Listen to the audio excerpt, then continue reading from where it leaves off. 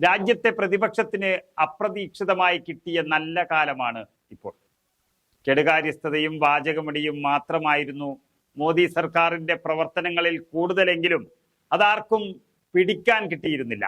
കണ്ണിൽ പൊടിയിടുന്ന ചില പ്രവൃത്തികൾ കൊണ്ട് രക്ഷപ്പെട്ടു വരുന്ന മോദി സർക്കാരിനെ കയ്യോടെ പിടികൂടിയതാണ് ഈ ലോകസഭയിലെ സുരക്ഷാ വീഴ്ച. BJPക്ക് ഓർക്കാപ്പുറത്ത് കിട്ടിയ തോൽവി. അതുകൊണ്ട് തന്നെ പ്രതിപക്ഷം ആ സംഭവം അങ്ങോട്ട് ഏറ്റെടുത്തു കഴിഞ്ഞു. ഇതിൽ പ്രതിപക്ഷം ടാർഗറ്റ് ചെയ്യുന്നത് ആഭ്യന്തരമന്ത്രി അമിത്ഷായെയാണ്. ലോകസഭയിലെ അതിക്രമത്തെക്കുറിച്ച് ഇരുസഭകളിലും കേന്ദ്ര ആഭ്യന്തരമന്ത്രി അമിത്ഷാ മറുപടി നൽകിയില്ല എങ്കിൽ ശീതകാല സമ്മേളനത്തിലെ ബാക്കിയുള്ള ദിവസങ്ങൾ മുഴുവൻ പാർലമെന്റ് പൂർണ്ണമായി സ്തംഭിപ്പിക്കാൻ പ്രതിപക്ഷ ഇന്ത്യ മുന്നണി തീരുമാനിച്ചു. മുഴുവൻ പ്രതിപക്ഷ MP-മാർക്കും സസ്പെൻഷൻ ലഭിക്കുന്ന വിധത്തിൽ ഇരുസഭകളിലും രൂക്ഷ പ്രക്ഷോഭം നടത്തണമെന്ന് ഇന്നലെ ചേർന്ന മുന്നണി യോഗത്തിൽ അഭിപ്രായം ഉയർന്നു കഴിഞ്ഞു. സത്യത്തിൽ അതാണ് നല്ലത്. പ്രതിപക്ഷം പറഞ്ഞതൊന്നും ചെവികൊള്ളാതെ ഒരു ജനാധിപത്യ സർക്കാർ ഫാസിസ്റ്റ് സർക്കാരായി മാറിയ ഒരു സാഹചര്യത്തിൽ പൊരുതി പുറത്താവുക എന്നത് നല്ല തീരുമാനം തന്നെയാണ്. 22-ാം തീയതി വരെയാണ് ശീതകാല സമ്മേളനം നടക്കുന്നത്.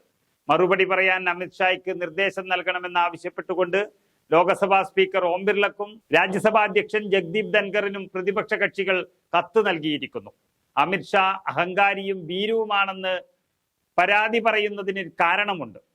പാർലമെന്റിൽ സംസാരിക്കാൻ തയ്യാറാകാത്ത അമിത്ഷാ സ്വകാര്യ വാർത്താ ചാനലിന്റെ ചടങ്ങിൽ പോയി കഴിഞ്ഞ ദിവസം പാർലമെന്റ് അതിക്രമത്തെക്കുറിച്ച് പ്രതികരിച്ചതും പ്രതിപക്ഷത്തെ ചൊടിപ്പിച്ചു. സുരക്ഷാ വീഴ്ചയെക്കുറിച്ച് പാർലമെന്റിൽ പ്രതികരിക്കാത്ത അമിത്ഷായുടെ പ്രവൃത്തി അഹങ്കാരമാണെന്ന് പ്രതിപക്ഷ നേതാക്കൾ കുറ്റപ്പെടുത്തിയത് അതുകൊണ്ടാണ്. ഇത് പ്രതിപക്ഷം പറഞ്ഞു പോകുന്നതല്ല, ഈ രാജ്യത്തിന്റെ ഒരു വിഷയമായി മാറിയിരിക്കുകയാണ്.